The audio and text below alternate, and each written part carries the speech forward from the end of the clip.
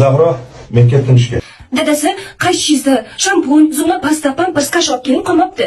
Oyligim birinchidan keyin tushun bilasan-ku, hozir yonimda yo'q-ku. Shuni o'zing pulingga olib turgin. Keyin beraman. Podezga yashirib qo'ydimki-da pullarni. Qishdagi bekitib qo'yganmiz-a? O'sha pullarda? Yo'q, ana magazinchi shuvaldan oldim. Oliylari chiqsa tezda qaytarib beradilar dedim. Nega o'zingnikini ishlatmading? Shuhratdan qarz olding? Agar men hozir o'zimni pulimni ishlatadigan bo'lsam, siz oyligi chiqishi bilan gapga berishim kerak, unga berishim kerak, bunga berishim kerak deysizda, menga kelganda pulingiz qolmay qoladi. Agar shuhratdan olganimizda majbursiz berishga. Voy, malades. Siz juda ham haligi dono ekansizku, ha?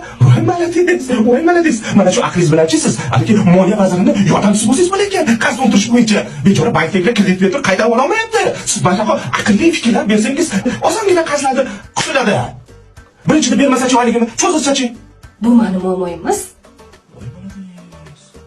Voy, malades. Yaxshi borib keling dadasi. O'zim bilan qanaqa borib kelishdi?